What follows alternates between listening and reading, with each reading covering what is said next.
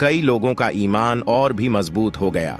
लेकिन दूसरी तरफ जो मुनाफिक, दिखावे के मुसलमान और फसाद फैलाने वाले लोग थे, वे इस बात को किसी भी तरह से मानने को तैयार नहीं थे। उनमें से एक शख्स कुछ लोगों के पास गया और कहने लगा, क्या तुम सच में यह मानते हो कि जन्नत से खाना आ सकता है?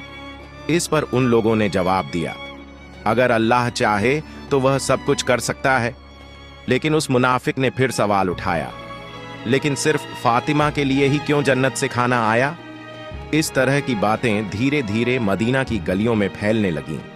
जब यह बात मोहम्मद रसूलुल्लाह सल्लल्लाहु अलैहि वसल्लम तक पहुंची तो उन्होंने सबको चुप कराते हुए फरमाया, ऐ मदीना के लोगों, क्या तुम यकीन नहीं रखते कि अल्लाह अपने नेक बंदों के लिए मोजज़ा चमत्कार कर सकता है? अगर अल्लाह ने मेराज की रात मुझे जन्नत तक पहुंचा दिया तो क्या वह मेरी बेटी के लिए जन्नत से खाना नहीं भेज सकता? फिर उन्होंने फरमाया, मेरी बेटी फातिमा जन्नत की औरतों की सरदार है। अल्लाह ने उसे जो सम्मान दिया है यह उसी तरह का एक मौजज़ा चमत्कार है। इसके बाद हजरत मोहम्मद सल्लल्लाहु अलैहि वसल्लम ने सूरह अत-तलाक की एक आयत तिलावत की, जिसका तर्जुमा है, जो शख्स तकवा परहेजगारी अपनाता है, अल्लाह उसे ऐसी जगह से रिज़्क़ अता करता है जिसका वह गुमान भी नहीं कर सकता।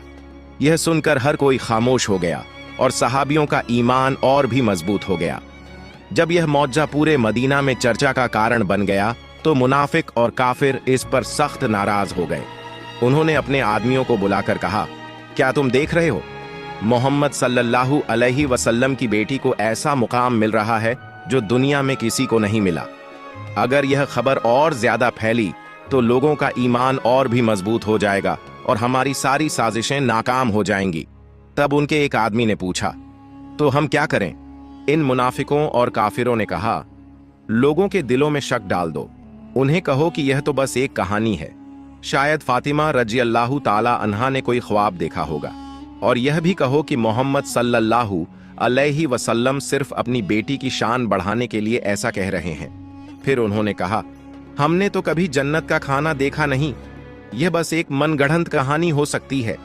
इसके बाद अगले ही दिन से मुनाफिकों और काफिरों का एक गिरोह मदीना की गलियों में और घर घर जाकर यह चर्चा करने लगा कि यह सब एक झूठी कहानी है।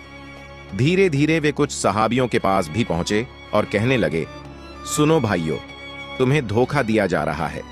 यह कोई सच्चा वाकया नहीं है, बल्कि एक मनगढ़ंत कहानी है। लेकिन सहाबियों ने जवाब दिया, जिस अल्लाह ने हमारे लिए कुरान नाजिल किया, क्या वह जन्नत